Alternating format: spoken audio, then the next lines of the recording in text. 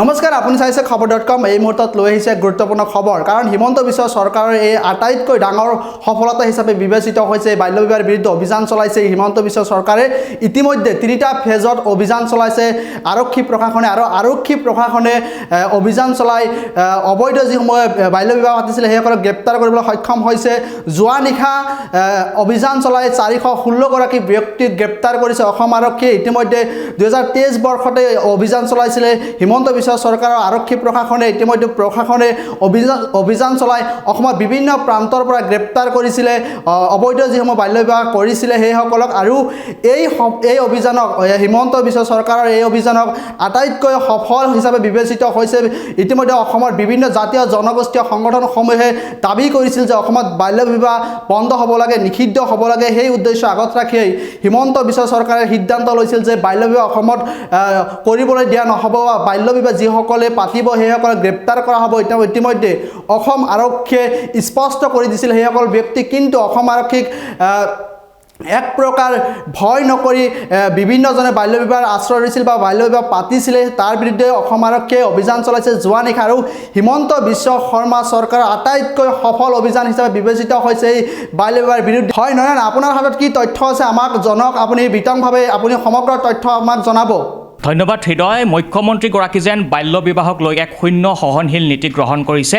মুখ্যমন্ত্ৰীৰ গাদীত আচলতে হিমন্ত বিশ্ব শৰ্মাই মুখ্যমন্ত্ৰীৰ গাদী চম্ভালাৰ পৰাই আচলতে বাল্য বিবাহক লৈ যি তেওঁ অভিযান আৰম্ভ কৰিছে, সেই অভিযান আচলতে এতিয়াও নিৰবিচ্ছিন্নভাৱে চলি আছে। 2023 বৰ্ষত আচলতে তেওঁ প্ৰথমবাৰৰ বাবে এই অভিযান আৰম্ভ কৰিছিলে। 2023 বৰ্ষৰ মই আপোনাক তথ্য দিব বিচাৰিছোঁ। 2023 বৰ্ষৰ ফেব্ৰুৱাৰী মাহত প্ৰথমটো অভিযান চলিছিলে। 2023 বৰ্ষৰ আচলতে ফেব্ৰুৱাৰী মাহত অভিযান চলিছিলে, আৰু প্ৰথমটো অভিযানত 3900জন অবৈধ যি স্বামী আছিলে, যিসমূহ আচলতে বাল্য বিবাহৰ সৈতে জড়িত হৈ আছিলে, তেওঁলোকক গ্ৰেপ্তাৰ কৰা হৈছিলে।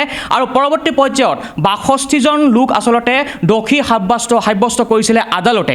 আৰু 2023 বৰ্ষতে আচলতে দ্বিতীয়টো পৰ্যায়ত আচলতে বাল্য বিবাহৰ বিৰুদ্ধে আচলতে অভিযান চলিছিলে। 2023 বৰ্ষৰ অক্টোবৰ মাহত আচলতে দ্বিতীয়বাৰৰ বাবে আচলতে বাল্য বিবাহৰ বিৰুদ্ধে আচলতে অভিযান চলিছিলে, আৰু দ্বিতীয়বাৰত আচলতে 1039জন লোক আচলতে আটক কৰা হৈছিল। অসম আৰক্ষীয়ে আটক কৰিছিলে দ্বিতীয়বাৰৰ বাবে আচলতে বাল্য বিবাহৰ লগত জড়িত থকাৰ বাবে আটক কৰিছিলে।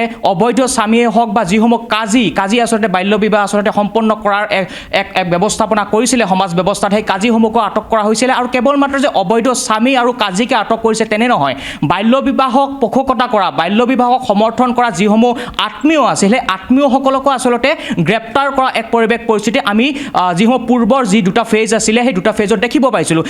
আৰু তৃতীয়টো ফেজ ইতিমধ্যে আৰম্ভ হৈ গৈছে। আচলতে যোৱা নিশা মাজনিশাৰ ভাগত আচলতে বিভিন্ন স্থানৰ, অসমৰ বিভিন্ন স্থানৰ পৰা আচলতে যিসমূহ অবৈধ স্বামী আছে, কাজী আছে, যিসমূহ লোকে আচলতে বাল্য বিবাহৰ লগত জড়িত হৈ থাকিব বিচাৰে বা বাল্য বিবাহ সম্পন্ন কৰা প্ৰক্ৰিয়াত আচলতে অংশীদাৰিতা কৰে, সমৰ্থন কৰে, তেনেধৰণৰ ব্যক্তিসকলক গ্ৰেপ্তাৰ কৰাৰ এক প্ৰক্ৰিয়া 3 নম্বৰ পৰ্যায়তো আৰম্ভ হৈছে। আৰু প্ৰায় 416জন লোক ইতিমধ্যে গ্ৰেপ্তাৰ কৰা হৈছে, আৰু 335টা আচলতে গোচৰ ৰুজু কৰা হৈছে যোৱা নিশাৰ ভাগত। আৰু আমি সবিস্তাৰে যদি আপোনাক যদি মই কিছু কথা জনাব বিচাৰোঁ, মই ধুবুৰী যদি সদৰ থানাৰ কথা জনাব বিচাৰোঁ, ধুবুৰী সদৰ থানাত এতিয়ালৈকে 17জন দোষী আচলতে কৰায়ত্ব কৰা হৈছে, যিসমূহ বাল্য বিবাহৰ লগত জড়িত আছিল। আৰু তাৰে 10 গৰাকী আচলতে অবৈধ স্বামী আৰু 7 গৰাকী হৈছে অভিভাৱক, যি অভিভাৱকে আচলতে নিজ কন্যাক নিৰ্দিষ্ট বয়স নোহোৱাকৈ আচলতে বাল্য বিবাহ কৰাৰ বাবে পোষকতা কৰিছিল বা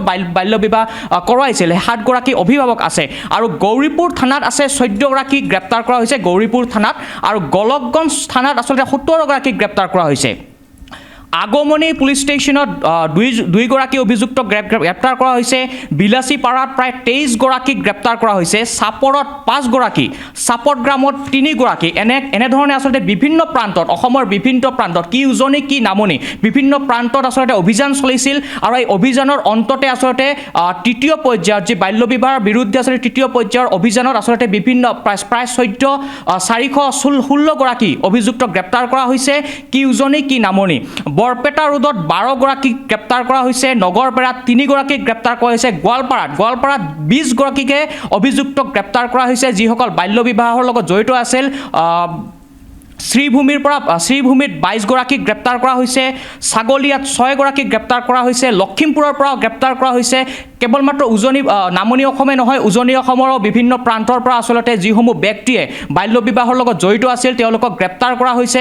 মুখ্যমন্ত্ৰীগৰাকীয়ে মুখ্যমন্ত্ৰী হিচাপে শপত গ্ৰহণ লোৱাৰ পিছৰ পৰাই আচলতে 2023 বৰ্ষতে তেওঁ শূন্য সহনশীল নীতি আচলতে এক প্ৰকাৰ দেখুওৱা পৰিলক্ষিত হৈছে বাল্য বিবাহৰ বিৰুদ্ধে। কিয়নো আচলতে নাৰীসকলক যদি আমি স্বাৱলম্বী কৰিব পাৰোঁ, নাৰীসকলক যদি আমি আচলতে সুশিক্ষাৰে আচলতে উপযুক্ত কৰি তুলিব পাৰোঁ, তেহে এখন সমাজ আচলতে সুশৃংখল অৱস্থাত গতি কৰিব। তাৰে এক পদক্ষেপৰে আচলতে নাৰীসকলক যি বাল্য বিবাহ পৰা বঞ্চিত কৰাৰ এক পৰিৱেশ আচলতে হিমন্ত বিশ্ব শৰ্মাই গ্ৰহণ কৰিছিল।